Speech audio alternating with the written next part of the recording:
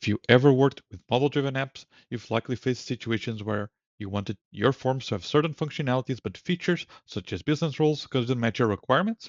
Well, this is where JavaScript comes in. Hi, I'm Bruno, and welcome to the Power Minutes. This pro code solution allows you to augment your forms with extra functionality by executing JavaScript code on the client side. That means that you can apply all sorts of improvements to your forms, allowing for a fine-tuned user experience. The example we have for you today is an autosaving a form when certain fields are changed. This is useful in scenarios where you want to ensure that data users have inserted in the app is saved automatically without any pesky message on the way and to show the latest value on reliant fields instantly.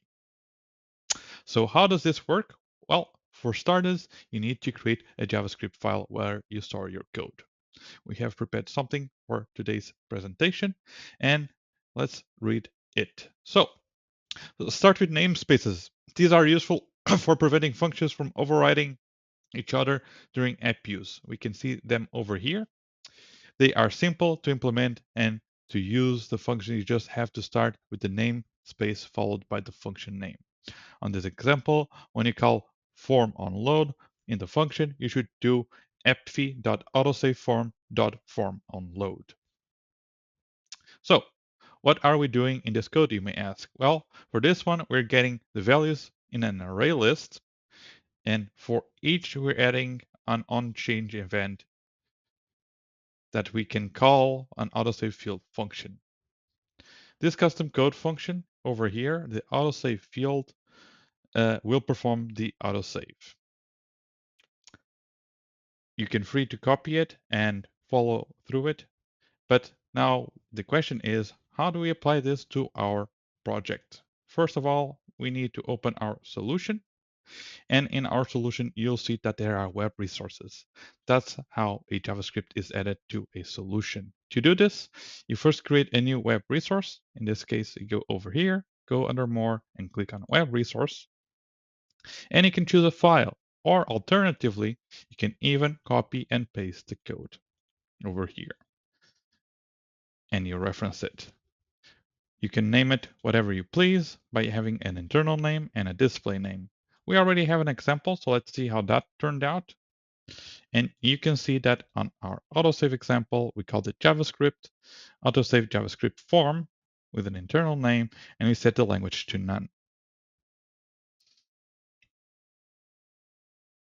Note that after change on your web resource, you should make sure that it is published by clicking on the Publish button over here. It can take a few seconds. And this ensures that you have the latest version applied to your project. With the web resource created, we just need to add it to the correct forms. This is done directly on the form editor. So we have over here our table, and we will do the following. So there will be certain trigger functions and events. The events are basically listeners that will set off the trigger for your functions based on certain criteria. Events can run on onLoad, onSave, or even on onChange if you are on a specific field. You will be able to find this event tab across multiple places. You see here on the field 4, you see here on the tab, and we will start by applying it on the form. So on the form, we've set up a onLoad event. But how do we get the handlers over here and the data? Well, first, let's check your JavaScript, and you should add a library here. If you are using solutions, you can search by using the prefix to have a list of resources.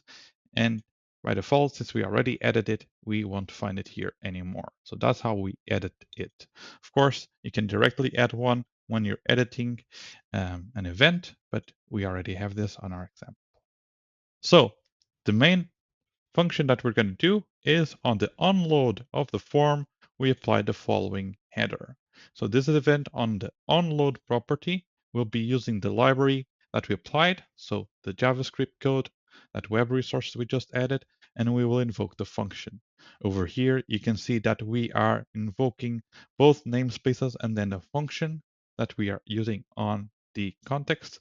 By default enabled, says that this feature should be used, and this is important. Make sure that you pass the execution context as first parameter. This will transfer the knowledge of the form, the record itself, onto the JavaScript, and it will allow it to research or use data for its actions. Without it, and honestly, we cannot do much else. Once you're done, you can press the Done button and it will be applied. Additionally, we have another form that will act on a record, or sorry, on a field basis. And over here, we set up the event. It's pretty similar. On the onChange, we added a new handler, and on the onChange, the same library, and we just add the auto field. We're invoking it directly. Remember, ensure that the execution context passes as first parameter. So if you look at our code, we will see that by default, since we have the global change on the form, fields that are even, that is to say field 2, 4, 6, 8, and 10 will autosave when changed. And then we also modified field 1 to change or to save whenever you change it. So how does that work? Well, we have our form over here. We created a blank value, and you'll see that when I press this value, nothing changes. But when you deselect the field, it saves. This applies for all even fields that we written down without surprises, and for field 1 as well, because we are capturing this information on a code basis for each field that is uneven. If you're curious, no, this will not work on field 3 because we haven't coded. You see that it's unsaved. However, if you modify any fields on these scripts or that are tied to these scripts, as soon as you save, it will save the entire form. This enables you to be more accurate with your actions and your functionalities and ensure that the form is up to date. Of course, use cases are plenty. If you want to just ensure that you have the latest values or that any field that is very important to keep up to date is immediately saved are great scenarios.